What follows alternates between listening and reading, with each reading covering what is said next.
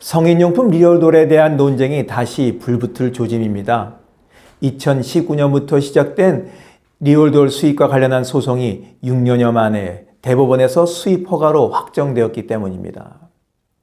더럽고 불결하게 무슨 리얼돌 얘기냐 하실 수 있겠지만 저는 이번 대법원 판결을 계기로 리얼돌을 수입해야 되냐 말아야 되냐 좋으냐 나쁘냐 이런 말씀을 드리려는 것이 아니라 우리 코앞으로 다가온 이미 현실과 맞닿은 그 무서운 리얼돌의 미래에 대해 여러분들과 이야기 나눠보려고 합니다. 정말 생각만 해도 아찔합니다. 이런 미래가 벌써 코앞으로 다가왔더니 이를 어쩌죠?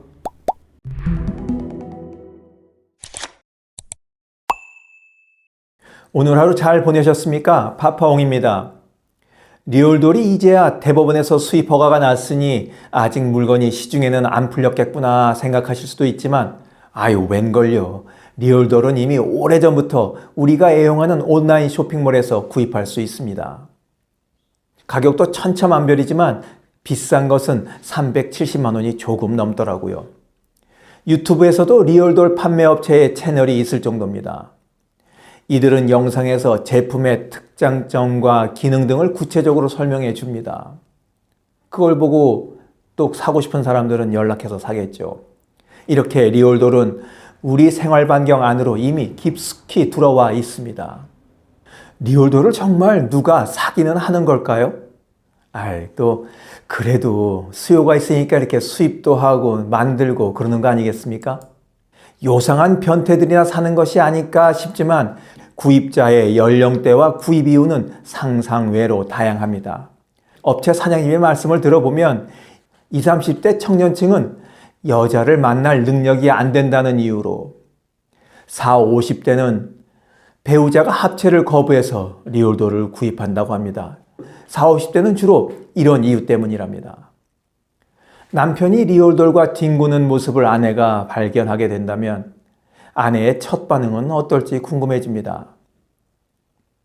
보자마자 리얼돌을 부셔버릴까요? 아니면 그래도 밖에 나가서 바람피지 않은 남편이 대견스럽기도 하고 야, 인형을 사야 할 정도로 힘들었구나 하는 딱한 마음이 들어 그날 밤 합체를 허락해 주었을까요? 더 놀라운 거 하나 말씀드려 보겠습니다.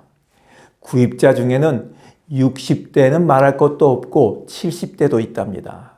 이 연령대 분들은 꼭 성적 욕구 해소만을 위해서가 아니라 집에 들어가면 누가 반겨줄 사람이 없으니 너무 외로워서 구입하신다는 거죠.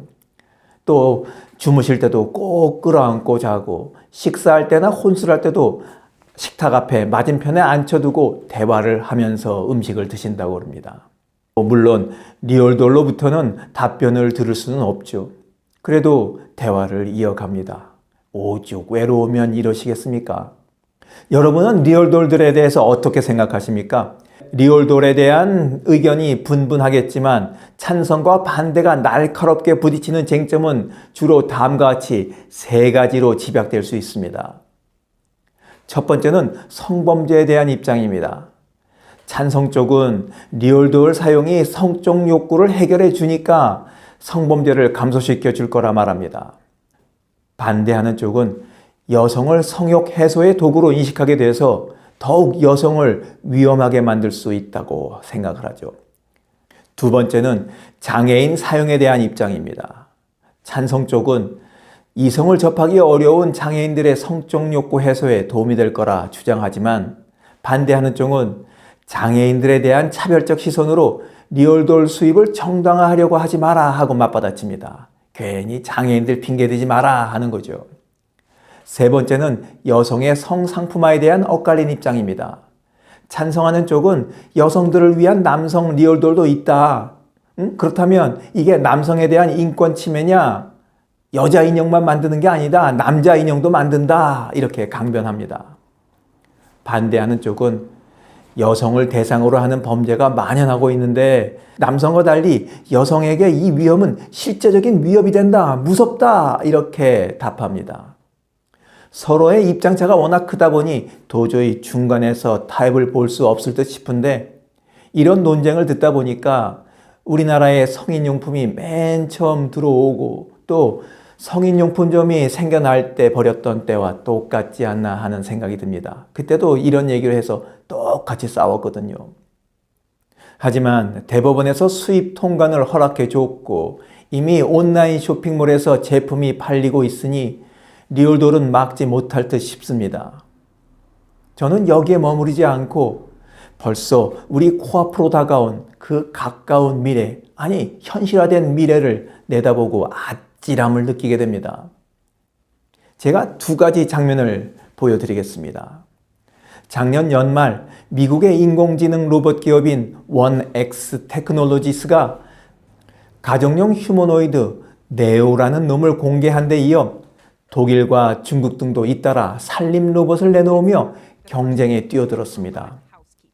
보시다시피 아직은 행동도 굼뜨고 부족한 점이 많지만 해가 갈수록 산림에 능수능란한 휴머노이드가 만들어지고 가격도 대폭 저렴해질 겁니다. 문턱을 낮추기 위해서 분명히 업체들은 매월 렌탈비를 내는 구독형 모델도 나올 게 분명합니다. 자, 이제 다른 장면으로 가보시자고요. 올해 3월 서울 성북구 복지관에서는 AI를 장착한 효돌이라는 인형을 7, 80대 독거노인들에게 대여해 드렸습니다. 겉모습은 조그만 기존의 인형과 진배 없이 똑같습니다. 하지만 이놈들은 AI가 장착됐기 때문에 말벗도 대어주고 노래를 요청하면 노래를 틀어주고 약 먹을 시간과 산책 시간도 알려줬습니다. 효도리를 사용했던 할머니는 아들 셋보다 낫다며 막내딸을 둔 것 같다는 반응을 보였습니다. 대화를 주고받고 상호작용을 하다 보니 인형에게서 친밀감을 느낀 겁니다. 자, 이 대목에서 드디어 리얼돌의 끝판왕이 등장하십니다. 짜잔! 바로 AI를 장착한 휴머노이드 차세대 리얼돌들입니다. 중국의 리얼돌 업체는 작년에 시제품을 내놓은 데 이어 올해 제품을 본격적으로 판매하기 시작했는데 매출 30% 증가를 기대하고 있습니다. 이 사진 좀 보십시오. 앞서 봤던 리얼돌의 외형과는 많이 차이가 나지 않습니까? 더 세련되고 더 섬세해졌죠. 무서운 것은 지금부터입니다. 이런 외형에 AI를 장착했기 때문에 대화가 가능한 것은 물론 나눴던 대화를 기억합니다. 제조업체의 사장은 인형의 반응성과 상호작용성이 향상돼 사용자에게 더 나은 경험을 제공하게 됐다고 강조합니다. 차세대 리얼돌들은 AI와 센서가 탑재돼서 실제 인간처럼 움직이고 반응할 뿐만 아니라 기본적인 대화를 넘어 사용자와의 감정적 연결까지 실현하는 데 그 초점이 맞춰져 있습니다. 그리고 사용자가 원하는 8가지 인격을 선택할 수도 있고 당연히 목소리도 사용자가 원하는 것으로 선택할 수 있습니다. 리얼돌의 무서운 미래라 했지만 사실 그 미래는 이미 현실로 다가왔습니다.